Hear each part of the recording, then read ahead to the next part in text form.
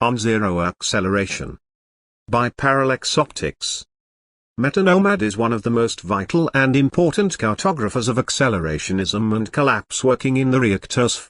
He blogs regularly at MetaNomad and runs the esoteric podcast Hermetics. As a theorist, MetaNomad's method is deeply synthetic.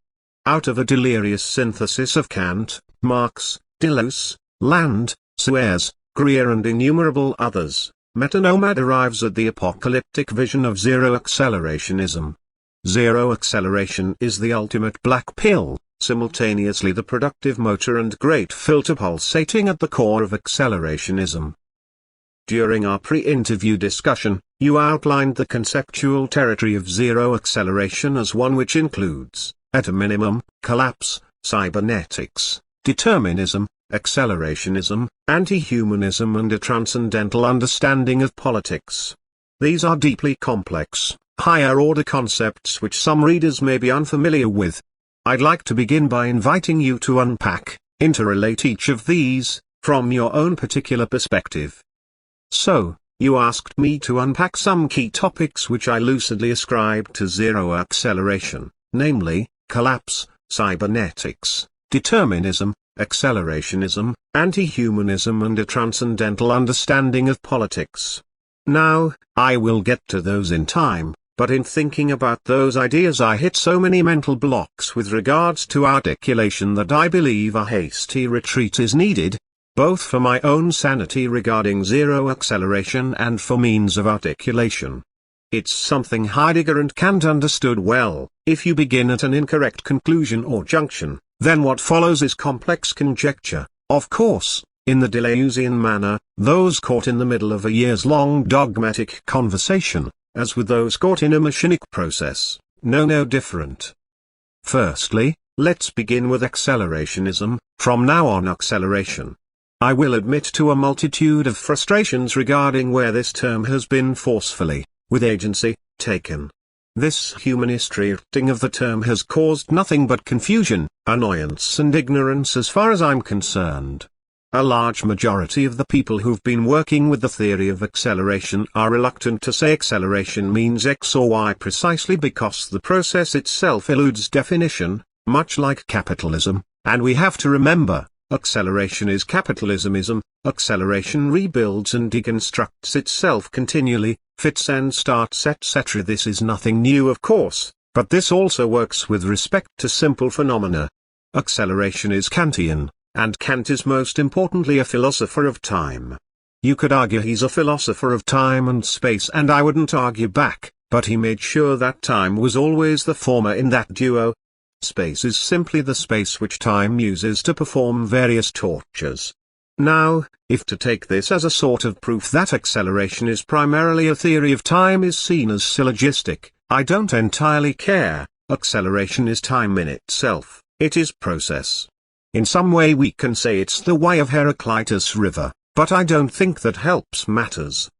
Anyway, back to the problem of phenomena in relation to acceleration. I'm assuming here that the reader is familiar with Kant's transcendental aesthetic. What capitalism is, in its most unconscious, metahistorical and teleoplexic sense, is the singularity. Of course, there's a wide array of aesthetic attachments to the singularity, Skynet etc. and these are all interesting and fun to think about, but at its most Kantian materialist, Landian, sense, it's the temporal formation of a gateway between phenomena and noumena, a gateway which utilizes virulent language forms, maths, Kabbalah, alphanomics, code etc., as a way for synthetic a priori knowledge to be possible. We can't say that such knowledge wasn't possible prior to the event of capitalism. We could say however that if such knowledge existed, it wasn't created or found with a vector already targeted at its own uncovering. Counting the sheep in one's field, is far different to the minute's maxing of crop yield. You're thinking, what the hell does any of this have to do with contemporary assumptions regarding acceleration or even zero acceleration? Good question. See, as the gateway, zero, pulses, erodes, fluxes, mutates, corrodes and works, we find a form of communication coming through from the outside. Through is a false term, no directional term works correctly with critique, It's used only for ease of understanding. Am I a Saussurian in the sense that I think communication is greater than production? No, they're of equal merit. What is produced, with, alongside as often as production in itself, in the outside, is communicated as phenomena on the inside. Unfortunately, our cognitive faculties are lacking in multiple respects. Senses and sensation is already void of the large multitude of needs required to decipher the goal-oriented potential of these phenomena. When people begin talking about acceleration as people wanting to bring about the collapse of society, or it meaning X, Y or Z, they are almost always doing so in the respect of an I, they, ego or humanism. I will put my neck on the line here and simply state that if you are taking acceleration to mean something like this, you are wrong. Wrong in both your sense of understanding the underpinning philosophy, and also incorrect in understanding how your desires, thoughts and pronouncements are affecting the gateway. Not that anyone has such power, but hyperstition can really fuck the vector. James Mason's Siege is the clearest example. He places the word acceleration in that text and takes it to mean those who wish to bring about the end of society. Perhaps you could briefly unpack hyperstition as a concept, process and relate it back to acceleration? Hyperstition is a portmanteau of superstition and hyper created by the Cybernetic Culture Research Unit in the 1990s, and is a conception which tracks and adheres to the evolutionary success of an idea within culture, or the abstract definition of the way in which an idea infects culture from the outside. Not only are hyperstitions successful ideas, but they influence the course of events. They are nodes of possible futures. Hyperstitional ideas are assimilated into culture under the covert, mainstream mechanism of fiction, and likewise, act as if fictional. In this manner the future can be retroactively traced by the analysis of fiction becoming fact. Religious or mystic teaching, occult conspiracies or theories, sci-fi or mutated fantasy, socio-economic predictions or crypto-political prophecies all begin their lives as minute fictions, emanating from both creative cultural anxiety and moments of outsideness invasion. By moments of outsideness invasion, what I mean to say is commonplace happening or events which are often subsumed into the contemporary psychological guise of coincidences, which is the materialist way of saying we can't really explain what happened, but the outside isn't real. So it can't be that. Ultimately, hyperstitions couldn't care less about whether or not you believe in them. It doesn't matter if you believe in the monsters, it only matters if they believe in you.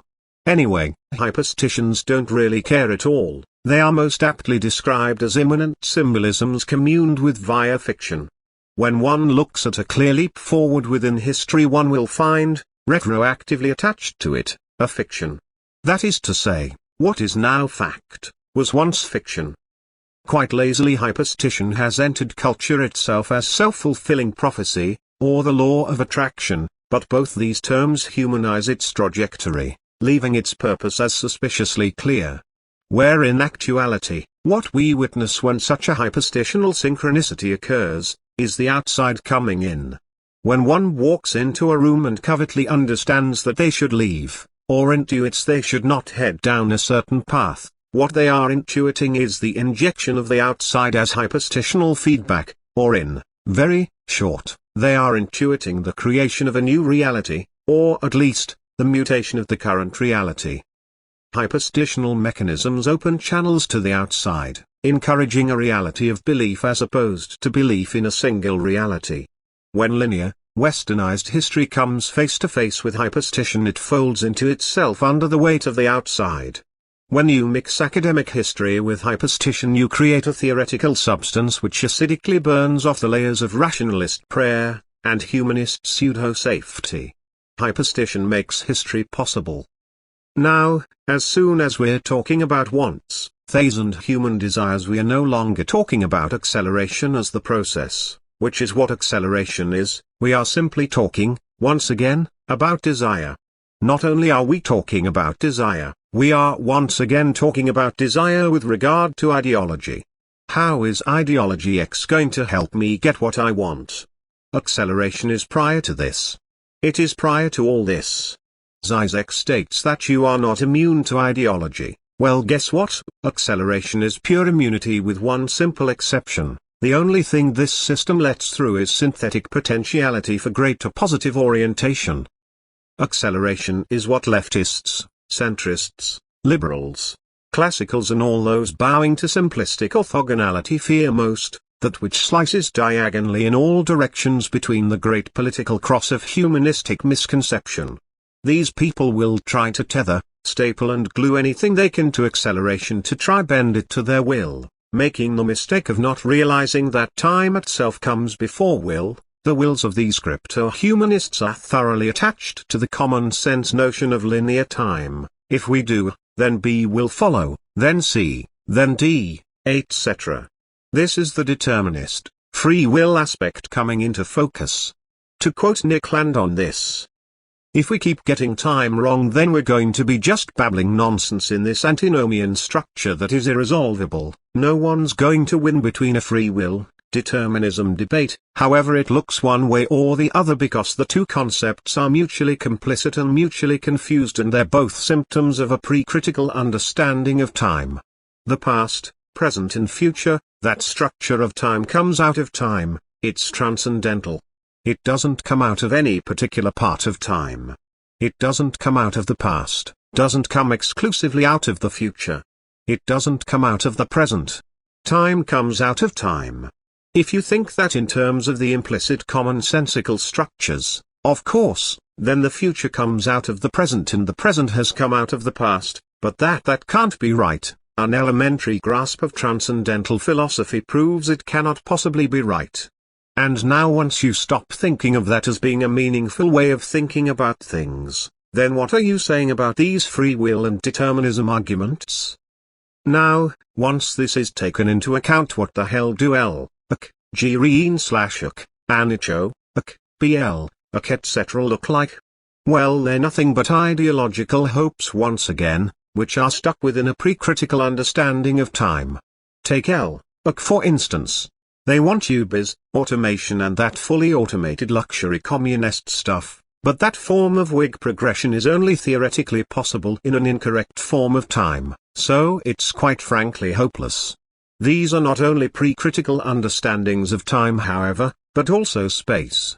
The phenomena which is experienced is taken in the purely human manner and not questioned via communion, possession or mathematical, Kabbalistic pondering. And so, the acceleration of siege makes sense only if your theorization of acceleration is caught up in pre-Kantian, rationalist and progressive notions of history and time. If we do X, burn down modernity, then Y will happen. This is not what acceleration is. Without patting myself on the back too much here, if anyone is now asking, well, what is acceleration then? I would direct them to my MA dissertation of acceleration, Accelerationism, Capitalism as Critique. The entire point of the dissertation was to remove acceleration from politics and articulate it in its true Kantian philosophical dwelling. Once this is understood, then we can get into discussions regarding the few accelerations I believe are of merit, namely, R, AK, U, AK and zero acceleration. Let's take each of these of accelerationisms in turn. U, AK, as I understand it, was an attempt by Vinscott et al. To anthropomorphize and depoliticize accelerationism, following A, the advent of the axis of L, AK and B, the perceived contamination of accelerationism by its association with NRX, a label Nick Land, the father of contemporary accelerationism, had embraced enthusiastically. You've granted me the keys here to a minefield. No one working within the specialization of acceleration wants to define things, and not because of its continental obscurantist roots, but because definition and process almost never assimilate, unless one of them falters. That is, if you define accelerationism, it is no longer accelerationism. If a definition can fit into the process of acceleration, well, that definition is lost in its temporal tumult. But hell, I like minefields and I like putting my neck on the line. I'm sick of backpedaling on these issues and I'm sick of being tolerant to ignorance. If you want society to burn it down. If you want anarchism, promote Kropotkin or Bakunin. If you want to investigate the epistemology, post-critical, metaphysics, cybernetics and teleonomic system lying behind the transcendental nature of capitalism, then use acceleration. Otherwise, shut up. Moving on, you wanted me to start with Garton's U, here in relation to L. As much as I despise L, one thing we can actually say of it is that it is an extremely useful anchor from which to navigate our discussion. Left accelerationism attempts to press the process of technological evolution beyond the constrictive horizon of capitalism, for example by repurposing modern technology for socially beneficial and emancipatory ends. Quick and dirty land. There's so many pre-critical stumbles here that to anyone taking Kant seriously it seems like a daydream as opposed to a coherent system. Let's just focus on the word press. The questions that instantly arise are the following. What are we pressing? Who's doing this pressing? What does it mean to do in this manner? Why are we pressing? Etc. The whole thing is wrapped up in so much Marxist romanticism that finding anything original is nigh impossible, largely because nothing original is actually there. Marx saw communism as developing out of capitalism, and Trotsky propagated the idea of pushing the worst aspects of capitalism to their limits to bring about the revolution. If you can't beat them, join them. And then infect their system with your toxically tolerant ideology from the inside. This is the leftist modus operandi. See, Industrial Society and Its Future.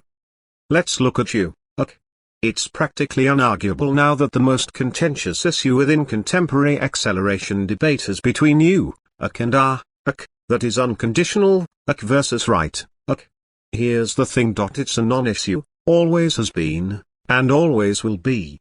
Anyone who understands their, sorry for repeating myself, pre-critical philosophy underpinning acceleration will already get this.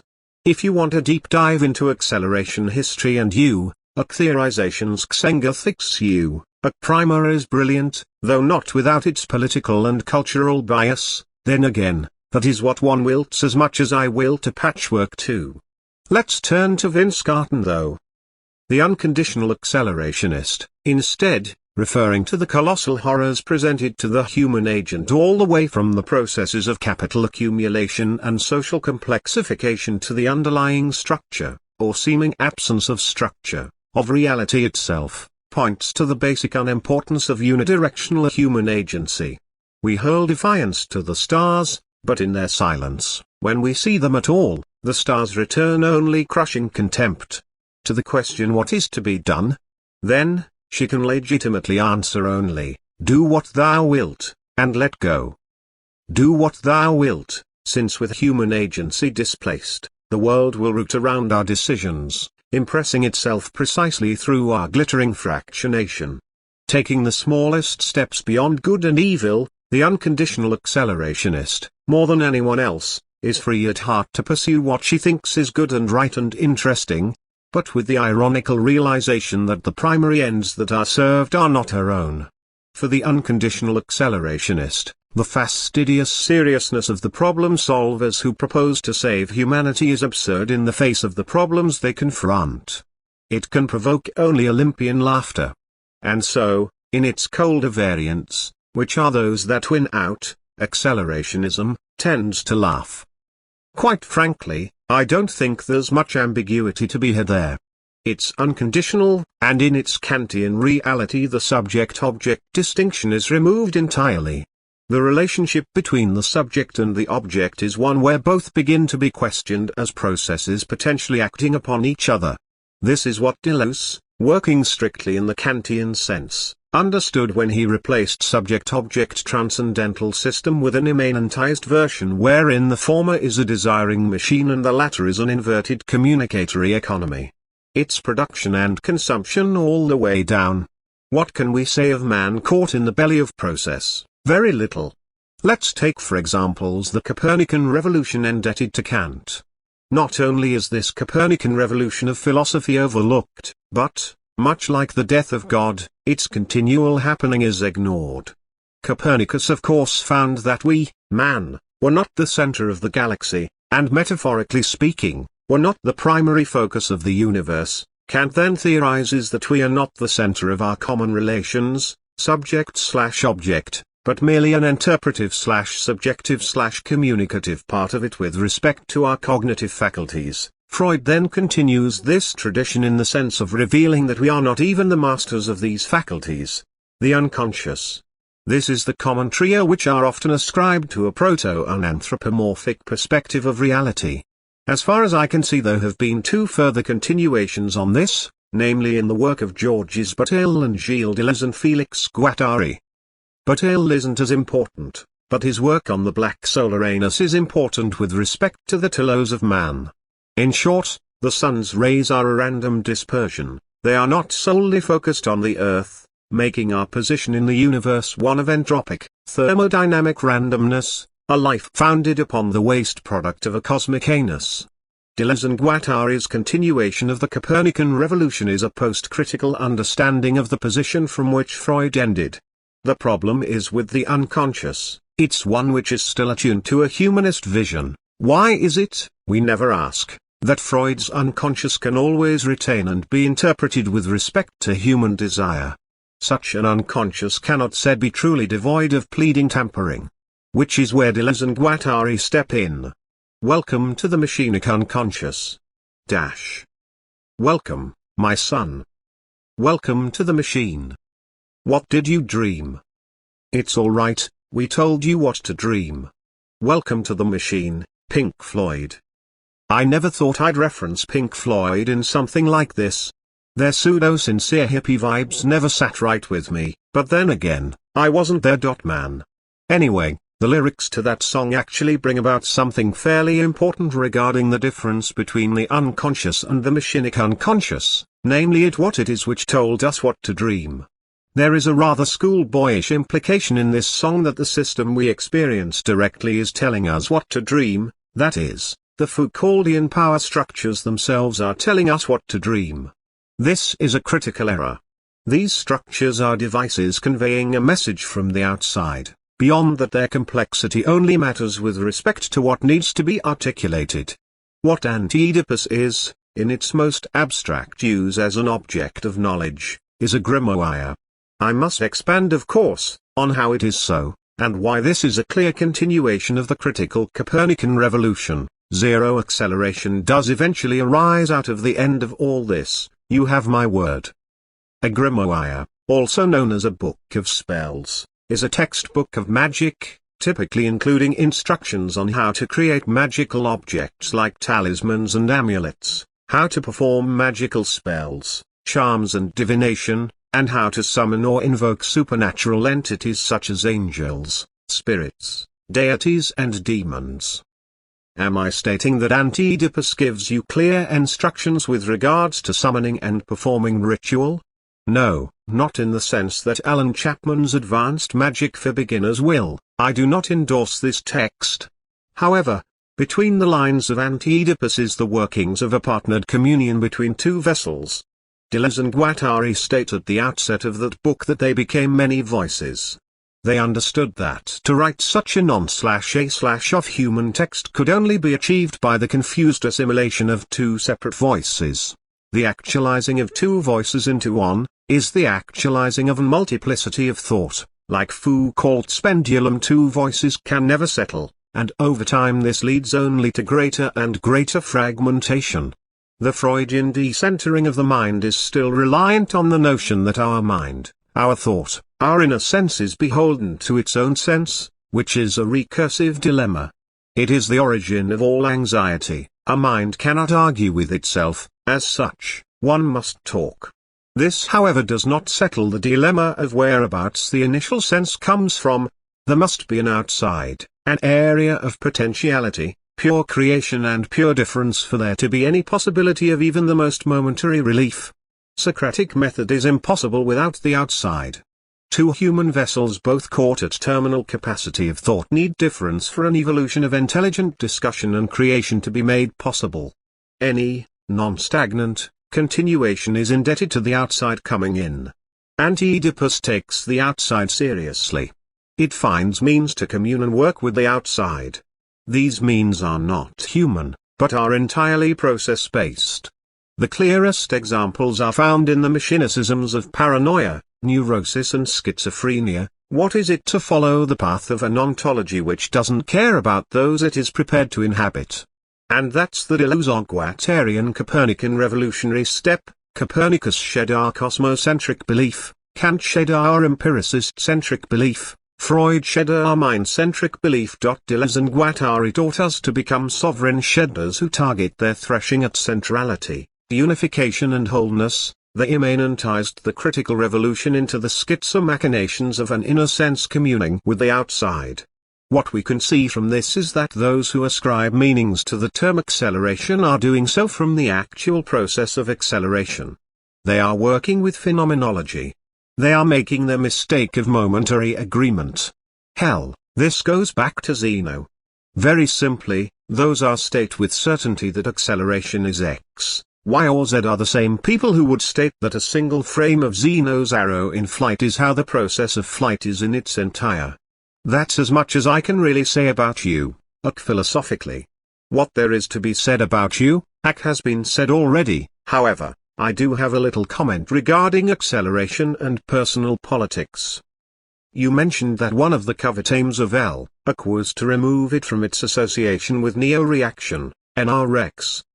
Because Nick Land is heralded as the father of accelerationism - some kind of cruel psychoanalytical post-ironic joke, and Land has an interest in neo-reactionary politics, the two got confused. It's not difficult to see why this is. Technically both are working with time in some sense. But I personally think that all the confusion and discussion here is really down to personal preference. Land has made his definition of acceleration very clear: positive-oriented cybernetics. The means of production seizing themselves and exit from man. NRX deals with acceleration in the same way the communism deals with acceleration. Acceleration is the underlying process. A shoddy metaphor would be how two separate bits of accounting software deal with the same coding language. An even better metaphor would be Michel Serres' notion of the helmsman. Thus the prince, formerly a shepherd of beasts, will have to turn to the physical sciences and become a helmsman or cybernetician. The natural contract, p. 18. The helmsman governs.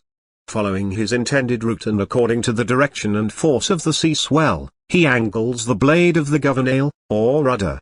His will acts on the vessel, which acts on the obstacle, which acts on his will, in a series of circular interactions. First and then last, first a cause and then a consequence, before once again becoming a cause. The project of following a route adapts in real time to conditions that unceasingly modify it, but through which it remains stubbornly invariant.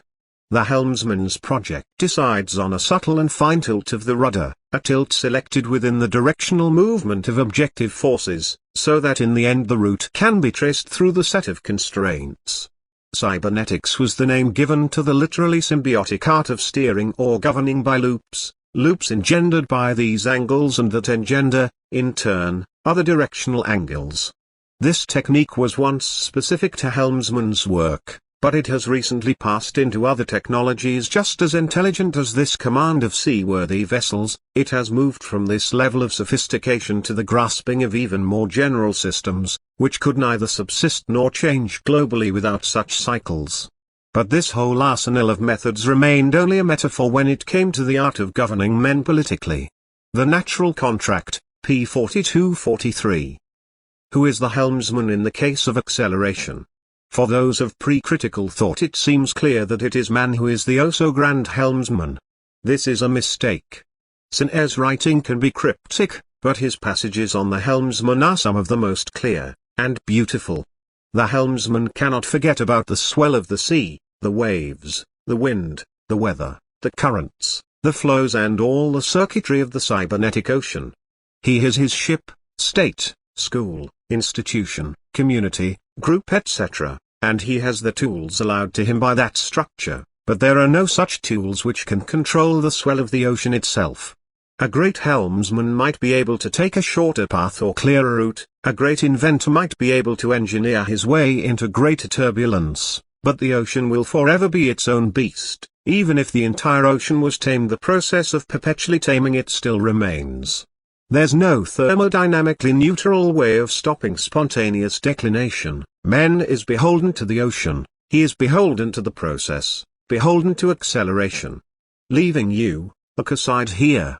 L, G, BL, and all these humanist suffixes are helmsmen in their own right. They are allowed the freedom of their own vessel, but it is their own responsibility to check if they've mapped the charts correctly before drawing up plans for a fancy boat. It doesn't matter if your vessel has the best gadgetry available if you don't believe in the idea of a captain. Eventually the crew will pull in multiple directions and rip the vessel itself apart. They also make the mistake of not continually updating their navigational charts. They were updated in 1917 and haven't been since. The sea has changed since then, but they still find ways to apply their old charts to the current sea. Unfortunately, this is a case where the original will subsume the simulacrum into it with no hesitation. Was an invocation of anti-praxis and constituted a recognition that the apparition of human agency was a congealed byproduct captured within an energetic cybernetic matrix, fate line, receding deep into the unknown past and, simultaneously, reaching deep into the unknown future. However, arguably failed to depoliticize in terms of the sympathies, positions held and expressed by many of its advocates, xenofeminism, and was therefore seen on the right as a form of crypto-leftist acceleration. Let me get down to brass tacks on the thing. It's nothing really. Beneath all of it, both parties are actually in agreement with the philosophical proposition of positive-oriented cybernetics as capitalism's motor. The disagreements have come from personal grievances regarding affiliation. Most people using the term are left-wing or communist, most of those using the term are right-wing or reactionary. The political motivations come last. I believe both camps understand this. Anyone ascribing some form of political motivation to their preferred acceleration or, most tyrannically, acceleration in general, should have a copy of the Critique of Pure Reason thrown at their head full force. Politics is a nice little thing to play around with after the process is understood. It's not exactly a surprise to me that is seen as a crypto-leftist acceleration, but that's a problem of grouped affiliation as opposed to a theoretical or transcendental error. And I have very little time to talk about personalities. was generally mischaracterized as a call for conscious, directed statecraft, utilizing NRX innovations, patchwork, and principles, autocracy combined with free market competition, to form a launchpad for acceleration, while simultaneously guarding against the twin evils of the Great Stagnation and total collapse, which would derail the process, at least temporarily. However, there is another take on in which primarily stands not for right but for real. It recognizes that reality has a curve, gradient bending towards the right because cooperation is a subset of competition, totally enveloped by it. Is patchwork an NRX innovation? I don't think so. Patchwork, archipelago, polis, meta-utopias, fragmentation, dispersion, do these not all name the same thing? Which is at its root a thermodynamic problem regarding stability in a closed system. Anyone clinging to the idea of unification has to cling harder and harder over time, eventually having their limbs ripped off and not admitting to it. As far as I can see, any current unification is an illusory bunching of parts only acting as a whole because it works to their benefit to blend in. If we take your reading of what means that to be the true definition, then it's easiest to return to the definition of the helmsman once again. In this manner is the group which understands the most effective way to sail the sea. They understand that a great voyage needs a great captain, and that more often than not an anonymous captain leaves little room for dispute. They also understand that multiple small vessels are far less likely to have mutinies than one large one, because smaller groups can form sympathetic ways of living which a large group cannot. Also understands that the ocean is what it is and isn't going anywhere. There's one leftist who understood this, by the way, Mark Fisher. That's what capitalist realism is, a leftist who pains himself to admit, realism, that capitalist has won, and what we're left with is the question of how to deal with this current. Now, to some bleeding heart communist this is a nightmare, to anyone with any sense of non-melancholic imagination this is an absolute chasm of excitement. See, Critique of Transcendental Miserabilism, Nick Land. On to your statement, it recognizes that reality has a curve, gradient bending towards the right because cooperation is a subset of competition, totally enveloped by it. I thought you'd read more, Moldbug. I jest. Cthulhu swims left is still a poignant statement where anyone on the right is concerned. I think it's a little difficult to place the right and cooperation together in this manner. That word, cooperation, has been taken on by leftists to mean a sort of post-70s voluntary soup kitchen-esque passivity. There's a place for that kind of thing, but as you state, the form of cooperation the right is working with is one which is already understood within the framework of competition. I'm not going to state that everything here is some Hegelian dialectic, and that history is this grand competitive discussion and agreement. I think the majority of the right would ironically agree that there is little worse than an agreement in the form of a compromise. Which is exactly where exit comes in. If reality didn't have so many parasites, along with willing hosts within it, we'd have already colonized Mars. Unfortunately, there are those who have taken their reason to be terminal and have unconsciously made it their life's work to spew their sense onto everything else.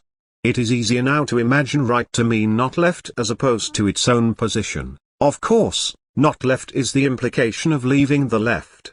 It is therefore easier to make rightism and exit synonymous. Reactionary politics is its own beast. The left want discussion, the reactionaries want loyalty, the right want to up and leave. I think in this manner you could have left reactionaries who are reverent of Marx, Lenin or Trotsky's particular ideas and loyal to them. You could also have right reactionaries who want to exit to somewhere/something/someone they will then be loyal to. What you absolutely cannot have, however, is someone who wants to discuss exit, because that implies they are already disallowing exit in the form you would like. Any discussion of terms of exit removes sovereignty. There are political aspects to L-ac and R-ac, of course. As much as R-ac, prior to politics, is synonymous with U-ac, the kind of ships, helmsmen and navigational techniques it believes would cause greater positive orientation with respect to capital are very different to those of L-ac and U-ac. Where L and U-ac, once again after a critical understanding, believe democracy, egalitarianism, tolerance and liberalism will allow us to sail the waves as a diverse whole. R-ac believe that laissez-faire market structures, sovereign corporations, fragmentation inclusive of borders and the dispersion of globalism will allow us to cause greater positive orientation and sail the circuitry more effectively. I must stress that all of this is thought after the understanding that positive orientation is already happening. We're already at sea. Zero acceleration, in stark contrast, was acceleration inverted. Its absolute negative image. A frenzied cartography of total collapse, and the cybernetic, civilizational dynamics, lock-in effects making descent into zombie or zero acceleration inevitable. Zero acceleration is the ultimate black pill. Yes, let's finally talk about zero acceleration. Which, I hope to articulate in alignment with the scene from Rosemary's Baby where she finally sees the baby for the first time. What have you done to him? What have you done to his eyes? Shrieks. I still like that very first tweet from Land about zero acceleration. Right acceleration, an increasing proportion of the industrial surplus is being absorbed by the task of masking biosocial deterioration. Zero acceleration, over 100% soon. Unconditional acceleration, OK Monday. Left acceleration, look, a squirrel. I don't like or enjoy the whole pill thing. But zero acceleration is black pill, it's even the process of how black pills come about. There is a little confusion relating to the naming of zero acceleration. If my memory serves me correctly, somewhere on Xenosystems there's a few mentions of zero acceleration as zombie, with Land's own theorizations of zombies in relation to democracy etc. My own working of zero acceleration isn't far from this, it just takes it a little further. So I don't mind if they're mistaken for one another.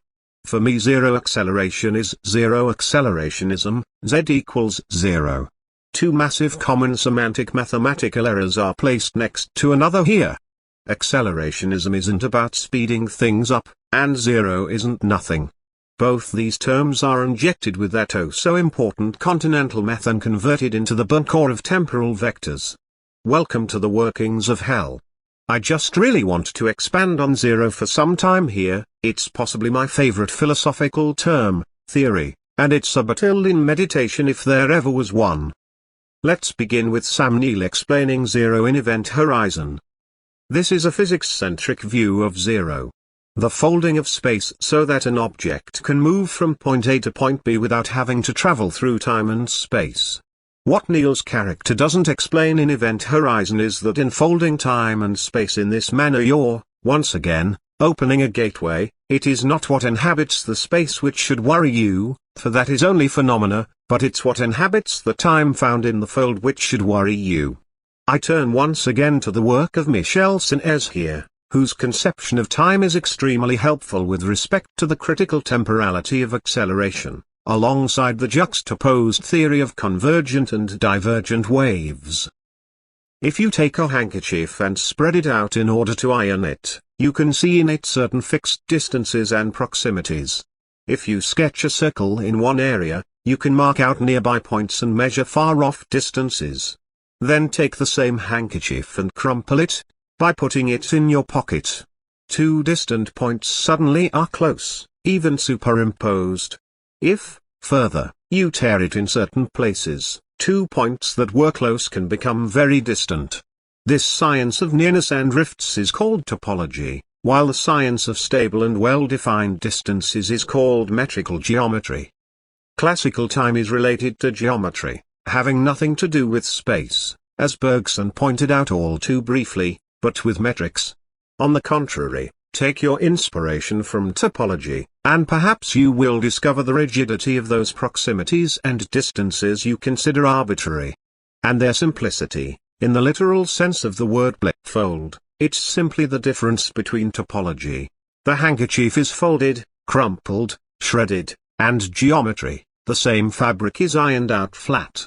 Sketch on the handkerchief some perpendicular networks, like Cartesian coordinates, and you will define the distances. But, if you fold it, the distance from Madrid to Paris could suddenly be wiped out, while, on the other hand, the distance from Vincennes to Colombes could become infinite. Conversations on Science, Culture, and Time, Michel Serres with Bruno Latour, p. 60, 61. In the fold we find zero. Critical temporality is a cosmic topology which communicates between crumples, folds and meetings. Often, when we talk of letting the outside in, we are talking of two distant points in time meeting each other. There is little difference between Lucretian atomism and nonlinear dynamics, and yet our perception of time as linear and chronic has differentiated them, but this is a meaningless difference. What has come in from the outside is always the same infection. Serres however isn't necessarily talking of zero here. I don't think he would work with something that is so caustic and seemingly unnatural. Let's turn to land. The homeostatic reproducer usage of zero is that of a sign marking the transcendence of a standardized regulative unit, which is defined outside the system, in contrast to the cyberpositive zero which indexes a threshold of phase transition that is imminent to the system, and melts it upon its outside.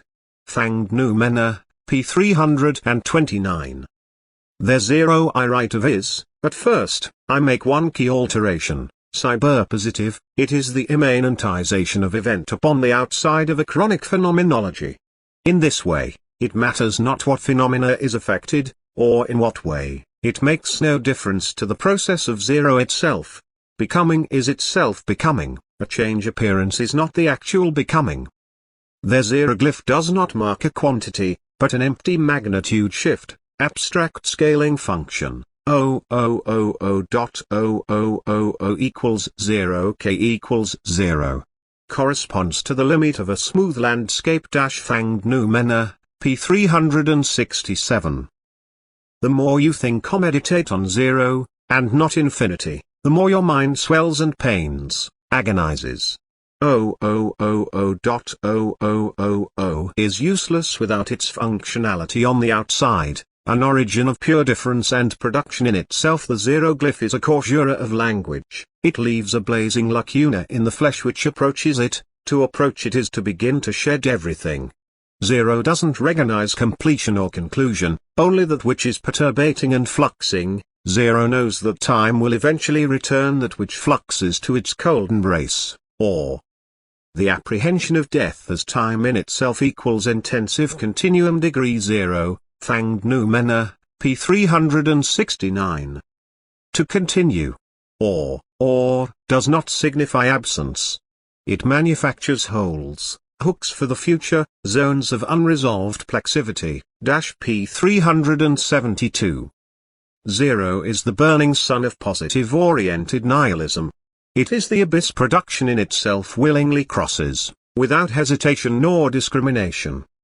I will move away from cold romantic metaphors here and begin to spell out what I mean. What had to happen to the West for it to become modern? What was the essential event? The answer, and our basic postulate, zero arrived. Capitalism, or techno-commercial explosion, massively promoted calculation, which normalized zero as a number. Zero-centric history. Of course, Land's title here is a little tongue-in-cheek. What does it mean to be centered on zero? Nothing. Without zero you cannot have accountancy, finance, metrics, conversion, interest, positivity, continuums, banking, saving, investment, competition, division, fragmentation or capitalism. It is the end of a fit, the simultaneous beginning of a start.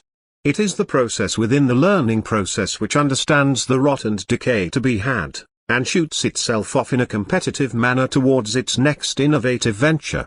Zero here acts as a plane of entropic and negentropic communication.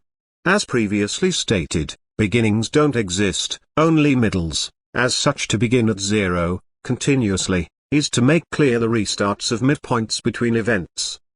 The proportions of attraction and repulsion on the body without organs produce, starting from zero, a series of states in the celibate machine. Delos, G. Guattari, F. 2013, p. 33. In this manner zero is a plane of swerves. Attraction and repulsion, or declination as stagnation back into the plane of zero, old, and declination as difference repelled from the plane of zero, new, entropy and negentropy. Zero's relation to classical entropic forces is as a theoretical quasi-replacement within modernity, a communicational link between entropy, decay, of the inside and its inherent productive process on the outside.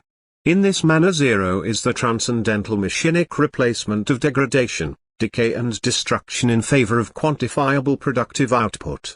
The utilization, and pure assimilation by capitalism through man as an alien force of machinic standardization is capital's mechanistic backbone, its structure. Zero as a computational mode of productive evolution allows for the dynamic of profit and loss to infiltrate the transcendental, as this alien force, on behalf of capitalism.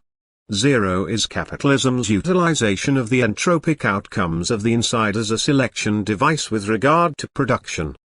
Zero acceleration then is an understanding of limitation, beginnings and most importantly, ends.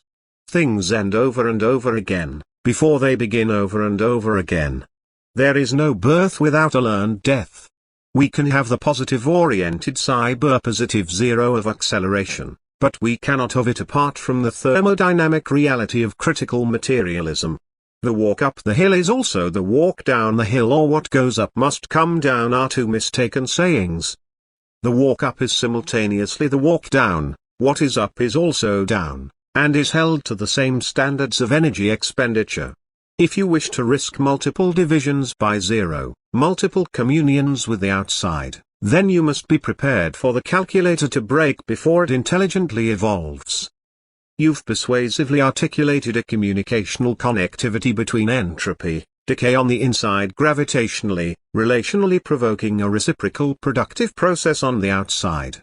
Let us, momentarily, step away from the edge of the mind-melting void, vortex that is zero, and consider collapse dynamics in terms of their terrestrial manifestation, how they are revealed, recorded on the inside. What does collapse look like on the inside? What are its vectors? Can you outline some of the factors and dynamics currently engaged, which you believe make collapse inevitable and break the calculator before it intelligently evolves? Look, I don't want to linger on the critique of pure reason like some obsessed Kant fanatic, but it fits here too. The vectors of collapse are phenomena, we can read and interpret them in multiple ways. Unfortunately, due largely to human stupidity, we take them as if they are firsts and lasts, ones and zeros, binary options within a finite history. Another pre-critical error. There are multiple vectors at play and they're all intertwined. Economics, resources, cultural, societal, thermodynamic, humanist, natural etc. These are all fantastic things to look at and understand as moments, events or vectors of decay and ruin, but why bother looking at those phenomena if you're not going to try glimpse at the bigger picture? What's the bigger picture then? Decay, ruin, impermanence, flux, fragmentation, disintegration, rot and death. That all seems rather edgy, but it isn't, it's just what is. When we talk about vectors or moments of collapse, we often talk about them as singular events against a supposedly perfect unification. Of course, this is incorrect. Any theorization of a whole, unity or completion which if without possibility of degradation if thwart with errors, both transcendental and material. People talk about economic, social or resource collapse as if these are singular possibilities delaying an otherwise perfect linearity. The problem is, that linearity itself, the universal idea of progression, is placed within what can only be defined as hell. Hence the term hell-baked. The logical consequence of social Darwinism is that everything of value has been built in hell. It is only due to a predominance of influences that are not only entirely morally indifferent, but indeed, from a human perspective, indescribably cruel, that nature has been capable of constructive action. Specifically, it is solely by way of the relentless, brutal culling of populations that any complex or adaptive traits have been sieved, with torturous inefficiency, from the chaos of natural existence. All health, beauty, intelligence, and social grace has been teased from a vast butcher's yard of unbounded carnage, requiring incalculable eons of massacre to draw forth even the subtlest of advantages. This is not only a matter of the bloody grinding mills of selection, either, but also of the innumerable mutational abominations thrown up by the madness of chance, as it pursues its directionless path to some negligible preservable trait, and then, still further, of the unavowable horrors that fitness, or sheer survival, itself predominantly entails. We are a minuscule sample of agonized matter, comprising genetic survival monsters, fished from a cosmic ocean of vile mutants, by a pitiless killing machine of infinite appetite. Collapse then is the built-in inverted motor of accelerationism. It's the entropic chaos of the laminar plane, the ever-tightening and tougher journey downriver. I think it'd be wrong to map acceleration to negentropy and collapse to entropy, because both of these meet at zero. And that's zero acceleration, the meeting point of potentiality. Remove all humanisms, desires, wants, lusts, needs, systems, mothers, fathers, structures and logos, eventually you hit zero. At zero you have three options: reverence, death or unbridled ignorance. The fits and starts of capitalism are not yours to pick and choose, they are shot from zero as an energy expenditure stretching its legs, to eventually be pulled back into the embrace of its folded flux. Collapse events such as market crashes, resource depletion, droughts, tornadoes, pandemics etc. These are nothing but test kits for X-risk, and they've nothing primarily do with humanity. We are there as are rats and amoebas. Who survives is simply a matter of hell baking. You survive, you either thrive or await the next potential death event. Hell has no time for praise, completion or reward. Your reward is further existence in hell, either work with it, or wait for your demise. Collapse events are the outside coming in, they are the workings of the noumenal which adhere to a transcendentally Darwinian language. A stock market crash is little more than mathematical X-risk happenstance coming in from the outside, On the inside, as phenomena, we witness as this test rips through life as an apocalypse. Mrs. was survivability +1, Keynes was -1. Humans don't get a 0, only compromise. Seen from the inside, the human vantage point, zero acceleration charts a perfect storm of interconnected, degenerative dynamic processes, endemic degradation of human capital via dysgenics and defective civilizational incentive structures, institutional hyperregulation, bureaucratic constraints and ossification combined with the sprawling metastasis of administrative structures, normative progressive neo-religious values and memetic preconditions fundamentally out of sync with underlying reality, depletion of low-hanging sources of energy, natural resources, taxation destroying productivity incentives, demographic shifts and weaponized migration, fragility of globalized supply chains, diminishing returns on energy investment, viral pandemic black swans, proliferating X-risk. All waves inevitably, inexorably converging in the direction, to lows of collapse. Are you able to expand on this and provide a roadmap of the dangers ahead? You're really pushing for me to get into the nitty-gritty of phenomenal entropic returns here, and that's very sweet of you. Don't fret, I will begin listing very soon. But in that question you actually raise one of the primary problems of the perfect storm as you put it, which is interconnectedness. This to me looks like another name for unification or wholeness. Inclusivity, tolerance, loyalty, compromise etc. All these do is eventually weaken multiple distinct strengths into one homogeneous spore. But this isn't the major problem of an interconnected existence, there's a problem of origin. Once everyone and everything is bereft of source and origin, you're left with pure atomization. Free-floating consumption.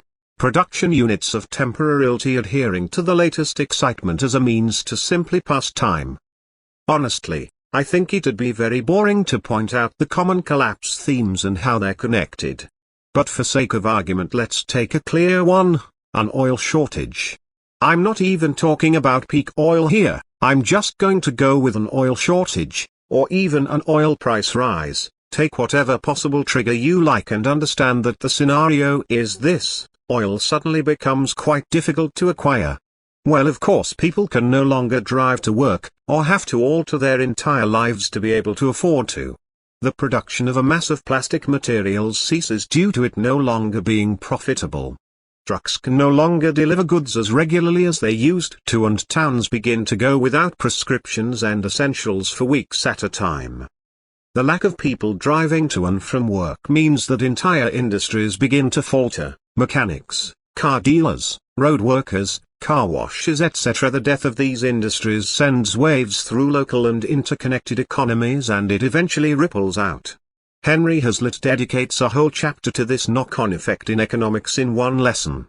It really is the most basic of economic ideas, so I don't think it begs too much repetition.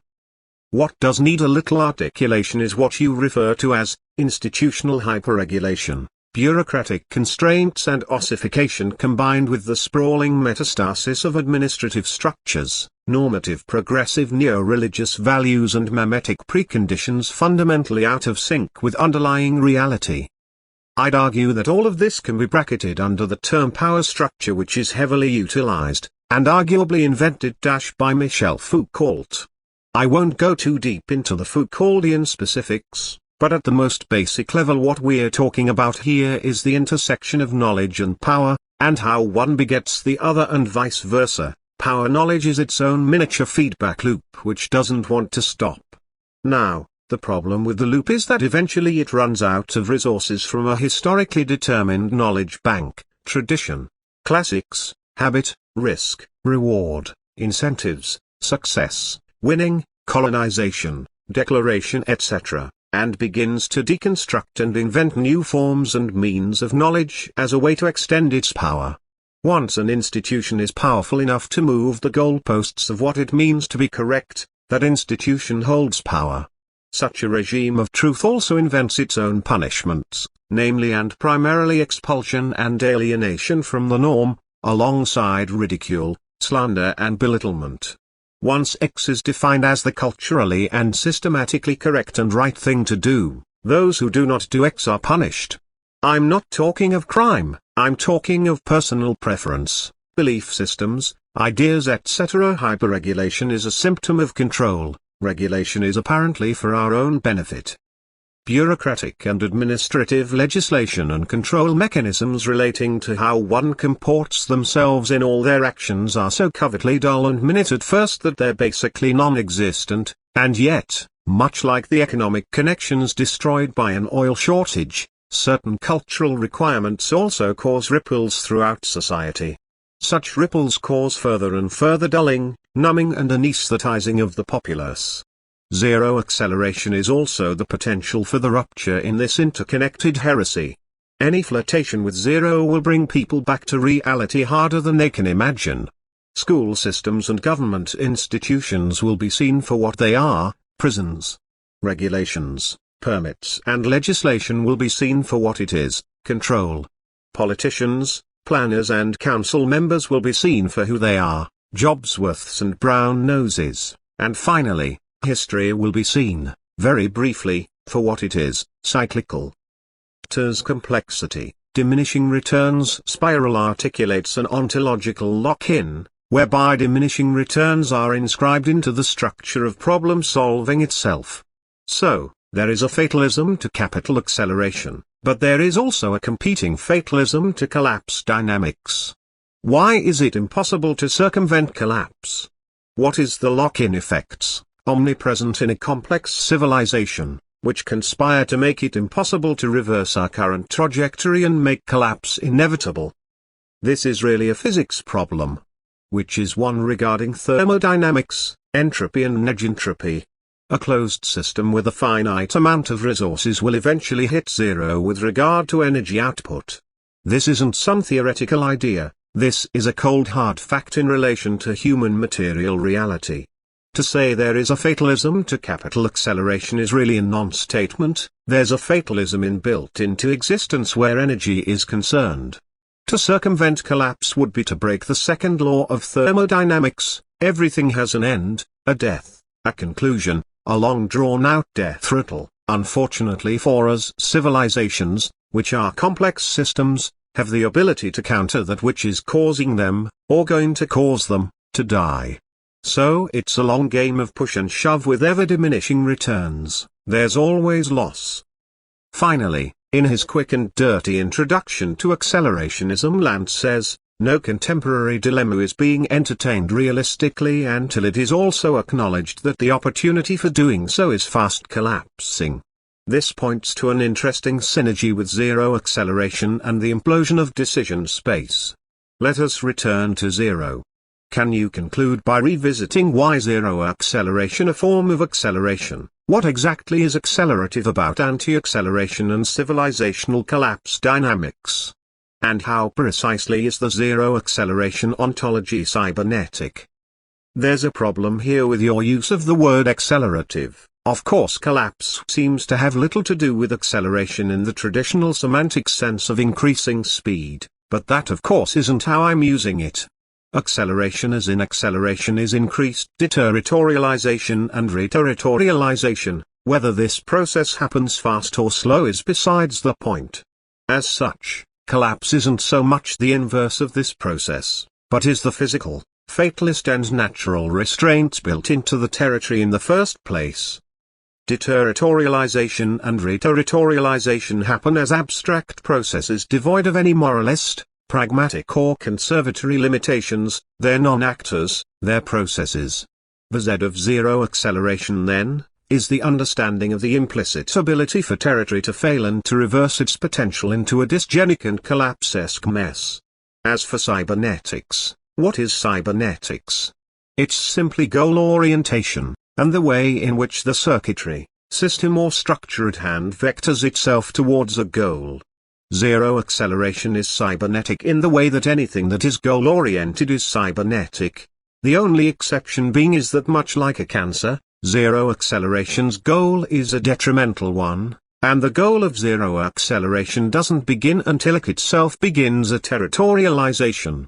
Zero acceleration loathes life and its complexity. It is the growing rot within unification.